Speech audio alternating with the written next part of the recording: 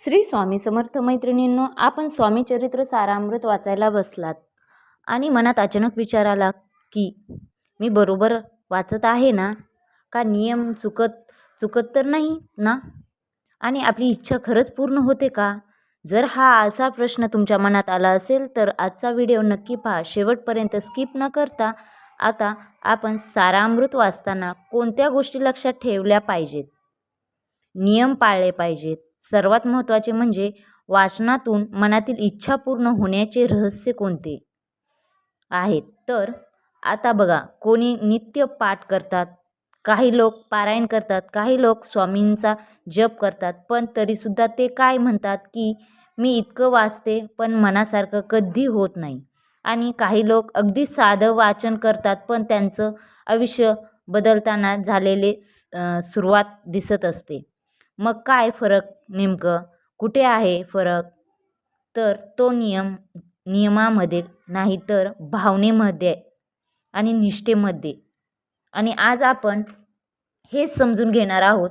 आता श्री स्वामी सारामृत म्हणजेच काय? तर श्री स्वामी समर्थ महाराजांचे चरित्र सांगणारा एक दिव्य असा ग्रंथ आहे.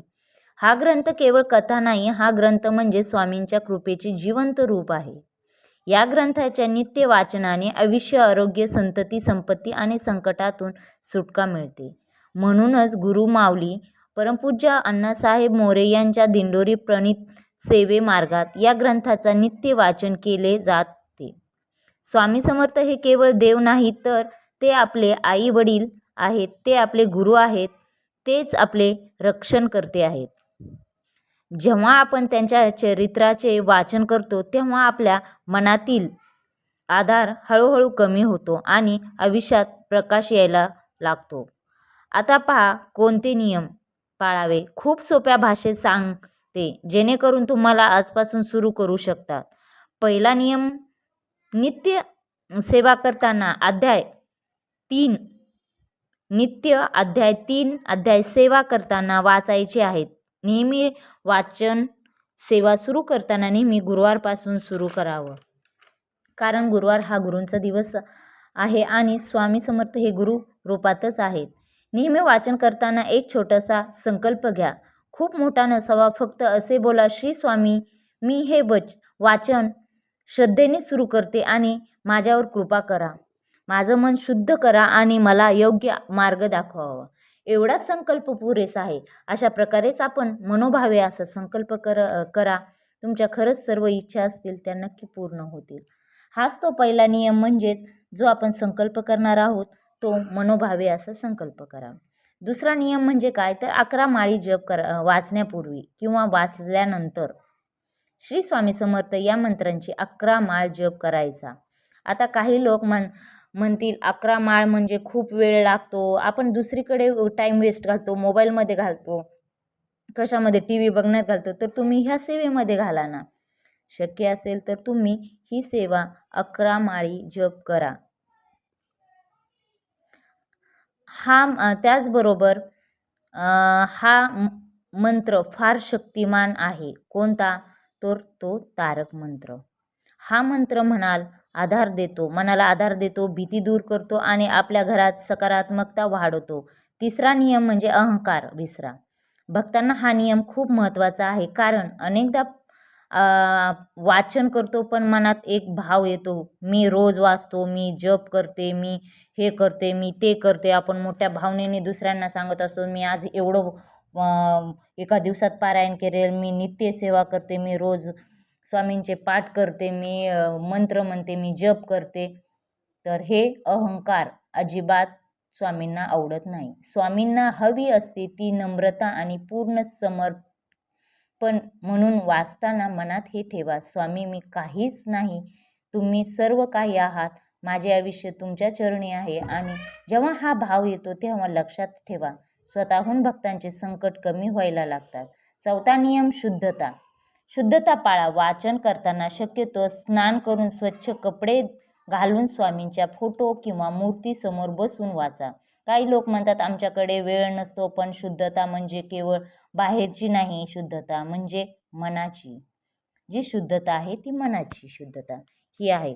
आणि जेव्हा आपण स्वच्छ होऊन शांतपणे बसून वाचन करतो त्या शब्दाचा परिणाम आपल्या मनावर होत असतो. विशेषतः रात्री झोपण्यापूर्वी वाचन केले तर मन शांत होतं, झोप चांगली लागते आणि घरात कलह कमी होतं. भक्तांनो, आता आपण समजून घेऊ इच्छा पूर्ण होण्याचं रहस्य.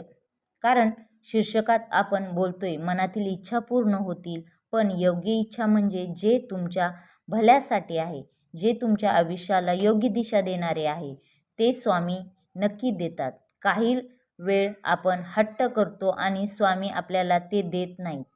कारण स्वामी आपल्याला दुखवण्यासाठी नाही तर वाचवण्यासाठी थांबवतात.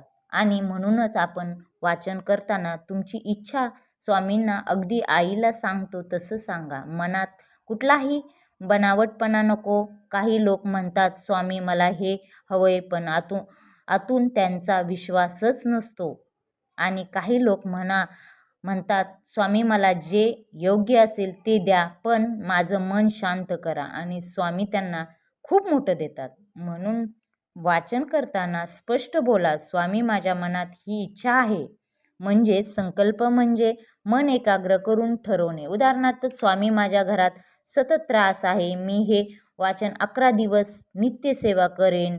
किंवा स्वामी माझ्या मुलांना शिक्षणात अडथळा येत आहे, मग मी हे वाचन 21 दिवस श्रद्धेने करते. पण भक्तांना संकल्प घेतला की तो पूर्ण करा, मध्येच सोडू नका. कारण स्वामी समर्थ हे आपल्या भक्तांची परीक्षा घेतात आणि जे भक्त टिकतात त्यांना स्वामी भरभरून देतात. आता बऱ्याच लोकांना याचा अनुभव आला आहे. म्हणून म्हणतात माझी नोकरी गेली होती, मी हे वाचन केले, मला नोकरी लगेच भेटली, नवीन नोकरी लागली. काही म्हणतात माझं लग्न जमत नव्हतं, मी स्वामींच्या चरणी इच्छा व्यक्त केली, माझं लग्न जमलं. उदाहरणार्थ, रात्री झोपण्यापूर्वी तुम्ही 15 ते 20 मिनिट वेळ ठरवा की मन तयार करा की दुसरी काही नाही, पण ती वेळ नक्की ठरवा की मी या वेळेस वाचणार, त्यावेळेस वाचणार. तर ते 15-20 मिनटं जे वाचणार आहात तेव्हा तुम्ही मोबाईल बाजूला ठेवा. वाचन सुरू करताना छोटा दिवा लावा, धूप दीप लावा आणि अशा प्रकारे डोळे बंद करून स्वामींचे नाव घ्या. यामुळे वातावरण कसं स्वच्छ छान असं प्रसन्न वाटते. 2 मिनिट शांत बसा. लगेच उठून आता तुम्ही वाचला आहे आणि लगेच उठलात आणि लगेच गेलात कामाला, असं करू नका. थोडा वेळ बसा, जाऊ नका. कारण त्या शब्दांचा परिणाम मनावर बसायला वेळ लागतो. आणि 5वी गोष्ट म्हणजे वाचण्याच्या दरम्यान जर मन विचलित झालं तर घाबरू नका. मन अचानक भटकतं, काहीतरी मनात विचार येतात, तेव्हा काही घाबरू नका. तुमचं आयुष्य कितीही कठीण असलं तरी स्वामींना दररोज एकदा का होईना म्हणा.